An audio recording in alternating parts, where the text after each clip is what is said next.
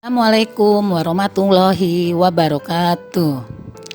Dengan memanjatkan puji syukur kehadirat Allah Subhanahu wa Ta'ala yang telah memberikan kita sekalian rahmat, taufik, hidayah serta inayahnya sehingga kita dapat melaksanakan segala aktivitas dan tugas sehari-hari.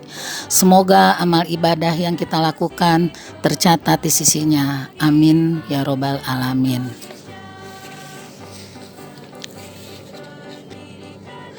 Yang saya hormati Bapak Ibu peserta didik kelas 7 SMP Negeri 8, perkenalkan saya Hendrayati Lubis, guru bimbingan konseling, di mana saya akan memberikan materi pendidikan parenting dengan tema peran orang tua dalam membangun generasi berkarakter, sehat, cerdas di masa pandemi COVID-19. Undang-Undang 23 tahun 2002 pasal 49, negara, pemerintah, keluarga, dan orang tua wajib memberikan kesempatan yang seluas-luasnya kepada anak untuk memperoleh pendidikan. 1. Integrasi Tripusat Pendidikan, terdiri dari sekolah, masyarakat, dan keluarga. Manajemen berbasis sekolah menjadi sentral. Lingkungan sekitar dijadikan sumber-sumber belajar. Sekolah, masyarakat, dan keluarga adalah ekosistem pendidikan yang bersinergi. Kedua, prinsip kemitraan keluarga dengan sekolah. 1. Kebersamaan hak, kesejajaran, dan saling menghargai. 2. Saling asah, saling asih, dan saling asuh. 3. Saling melengkapi dan memperkuat. 4. Semangat gotong royong dan kebersamaan. Berikutnya, apa bentuk keterlibatan yang dapat ayah dan bunda lakukan di sekolah anak kita? Ada 7 tingkatan yang dapat ayah dan bunda lakukan. 1. Hadir dalam pertemuan dengan wali kelas pada hari pertama masuk sekolah. Kedua, mengikuti pertemuan dengan wali kelas minimal 2 kali dalam 1 semester. 3. Mengikuti kelas orang tua minimal 2 kali dalam 1 tahun. 4. Hadir sendiri setiap pembagian rapot. 5. Hadir sebagai narasumber kelas inspirasi. 6. Terlibat aktif dalam acara pentas kelas pada akhir tahun ajaran. Dan yang terakhir, terlibat aktif pada paguyuban orang tua di kelas anak. Berikutnya, tantangan bangsa. Tantangan bangsa tahun 2020 era globalisasi. Tantangan bangsa tahun 2025 Indonesia sejahtera. Tantangan bangsa 2045 generasi emas. Berikutnya, mengapa pendidikan karakter harus dibangun sejak dini? Keberhasilan seseorang di masyarakat sebagian besar ditentukan oleh kecerdasan emosi, 80%. Hanya 20% kecerdasan kognitif, menurut Daniel Goleman. Hasil penelitian 13 faktor penunjang keberhasilan di dunia kerja, 80%, tergantung dari karakter seseorang. Bapak dan Ibu, akan saya berikan contoh mengenai karakter yang harus dibangun sejak dini. Antara lain, mampu mengenali emosinya sendiri, jadi pendengar yang baik, berinisiatif melakukan kebaikan pada orang lain, mampu menjadi pendengar antara orang lain, memahami dampak perilakunya pada perasaan orang lain. Baiklah, ini pengertian dari karakter adalah tabiat, watak, sifat, kejiwaan, akhlak atau budi pekerti yang membedakan seseorang dengan orang lain. Berikutnya, riset ilmiah para pakar sumber daya manusia. 87% orang yang kehilangan pekerjaan atau macet karirnya adalah disebabkan karena tidak memiliki etika kerja yang baik.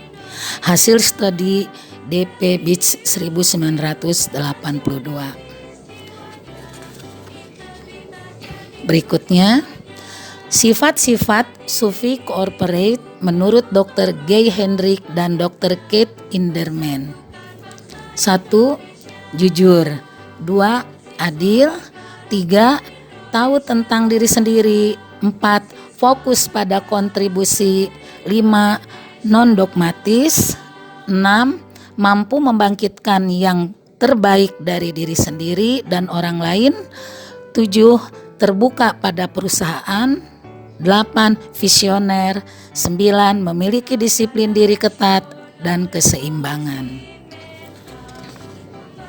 Berikutnya, tujuan pendidikan nasional pasal 3 Undang-Undang Nomor 20 Sisdiknas tahun 2003. Berkembangnya potensi peserta didik agar menjadi manusia yang beriman dan bertakwa kepada Tuhan Yang Maha Esa, berakhlak mulia, sehat, berilmu, cakap, kreatif, mandiri, dan menjadi warga negara yang demokratis serta bertanggung jawab.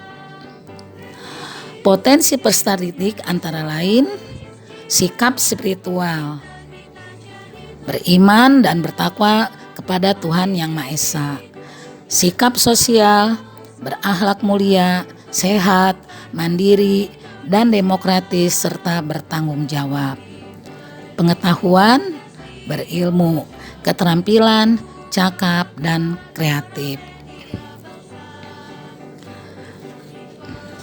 Baiklah Bapak Ibu, saya lanjutkan. Pendidikan karakter. Menurut Ditjen Mendikdasmen Kementerian Pendidikan Nasional, karakter adalah cara berpikir dan berperilaku yang menjadi ciri khas tiap individu untuk hidup dan bekerja sama, baik dalam lingkup keluarga, masyarakat, bangsa, dan negara. Pengembangan nilai-nilai karakter. Filosofi pendidikan karakter dari Bapak Ki Hajar Dewantara. 1. Olahraga atau kinestetika. 2. Olah hati atau etika. 3. Olah pikir atau literasi. Olah karsa atau estetika. Dengan pengembangan ini diharapkan nilai karakter terdiri dari religius, jujur, toleransi, disiplin, kerja keras, kreatif, mandiri, demokratis, rasa ingin tahu, semangat kebangsaan, cinta tanah air, menghargai prestasi, bersahabat atau komunikatif, cinta damai, gemar membaca, peduli lingkungan, peduli sosial, tanggung jawab, dan lain-lain. Ini adalah nilai karakter. Dan nilai utamanya yang kami harapkan dari putra-putri ibu dan bapak yaitu religius, nasionalis, integritas, mandiri, dan gotong royong. Ini adalah kristalisasi nilai-nilai dari karakter. Berikutnya, kebijakan PPK. PPK ialah penguatan pendidikan karakter. Religius. Religius beriman, bertakwa, bersih, toleransi, cinta lingkungan. Nasionalis, cinta tanah air, semangat kebangsaan, menghargai kebenekaan. Kemudian mandiri, kerja keras, kreatif, disiplin, berani, pembelajar. Gotong royong, kerjasama, solidaritas, saling menolong, dan kekeluargaan. Berikutnya Bapak dan Ibu, integritas. Integritas ialah menyelaraskan pikiran, perkataan, dan perbuatan yang mempresentasikan perilaku bermoral yang kebenarannya dapat dipertanggungjawabkan secara rasional. Sub nilai karakter integritas: 1. Kejujuran, keteladanan, tanggung jawab, anti korupsi, komitmen moral, cinta pada kebenaran. Marilah Ibu Bapak kita dengarkan lagu Mars PPK.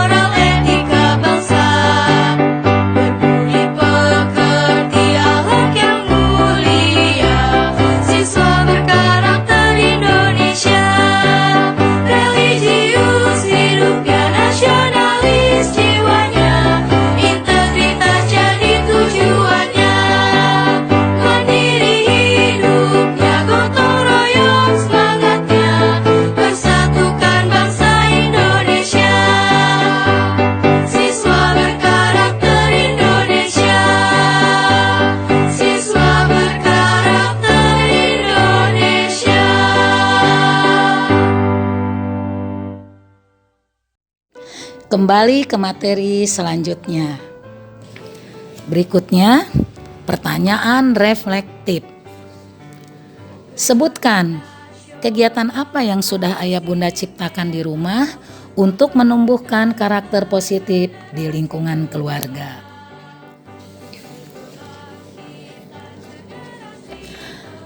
Karakter yang dibangun dan ada kegiatan juga yang di rumah. 1. Karakter yang dibangun adanya Tuhan melalui ciptaannya. Kegiatan di rumah, bermain di halaman, memperhatikan makhluk ciptaan Tuhan. 2. Menghargai diri sendiri, orang lain dan lingkungan sekitar. Kegiatan di rumah, bersosialisasi dengan tetangga, keterlibatan dalam kerja bakti di lingkungan rumah. Karakter yang dibangun, perilaku hidup sehat, contohnya menggosok gigi, menjaga kebersihan kamar mandi. Dan akan disebutkan juga karakter yang bisa dibangun. Sikap ingin tahu, sikap kreatif, sikap estetis, sikap percaya diri, sikap taat pada aturan, rasa syukur kepada Tuhan, sikap peduli, sikap toleran, sikap menyesuaikan diri, sikap sopan, sikap tanggung jawab, sikap jujur, sikap mandiri, dan sikap sabar.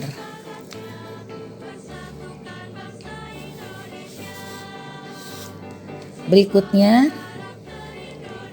yang akan saya sampaikan mengenai intelektual. 1. Intellectual quotient ialah kecerdasan intelektual. 2. Spiritual quotient, kecerdasan spiritual. 3. Emotional quotient, kecerdasan emosi. Keempat, adversity quotient atau daya juang. Berikutnya, paradigma single inteligensi. Baiklah Ibu Bapak, akan saya paparkan dulu paradigma. Paradigma dalam disiplin intelektual adalah cara pandang orang terhadap diri dan lingkungannya yang akan mempengaruhinya. Sebagai contoh, nilai rapot beberapa siswa dapat dilihat seperti di bawah ini. Siapa yang paling cerdas? Kalau dilihat dari nilai rata-rata, Dian memperoleh nilai 7,25 dengan mata pelajaran matematika 10, sains 9. Kemudian Santi memperoleh nilai seni rupa 9. Ali bahasa Indonesia memperoleh nilai 9,5 dan Agung memperoleh nilai 10 dengan mata pelajaran olahraga. Ibu dan Bapak, dari hasil yang kita lihat bahwa kecerdasan dari setiap individu itu berbeda-beda. Berikutnya, 8 kecerdasan dasar yang harus Ibu Bapak ketahui. 1. Logis matematis. 2. Verbal linguistik. 3. Visual spesial. 4. Kinestetik atau olah tubuh. 5. Naturalis. 6. Musikal. 7. Intrapersonal atau kepribadian. Ke-8. Interpersonal atau sosial. Berikutnya, berbagai jenis anak berkebutuhan khusus atau ABK ya Ibu Bapak. Anak berkebutuhan khusus bisa dikategorikan: 1. Anak dengan hambatan penglihatan. 2. Anak dengan hambatan pendengaran. 3. Anak dengan hambatan intelektual. 4. Anak dengan hambatan fisik dan motorik. 5. Anak dengan hambatan emosi dan perilaku. 6. Anak autistik. 7. Anak dengan hambatan majemuk. 8. Anak lambat belajar. Dan 9. Anak berkesulitan belajar. Cakupan pendidikan karakter. 1.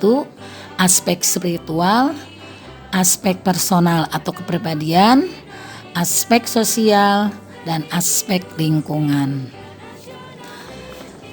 Yang terakhir, prinsip-prinsip pendidikan karakter. Bisa melalui contoh dan keteladanan. Bisa dilakukan secara berkelanjutan, menyeluruh semua aspek perkembangan, menciptakan rasa kasih sayang, aktif memotivasi anak, melibatkan pendidik, tenaga pendidikan, orang tua, dan masyarakat. Lah Bapak Ibu, parenting yang saya sampaikan, saya akhiri. Wabillahi taufiq wal hidayah. Wassalamualaikum warahmatullahi wabarakatuh.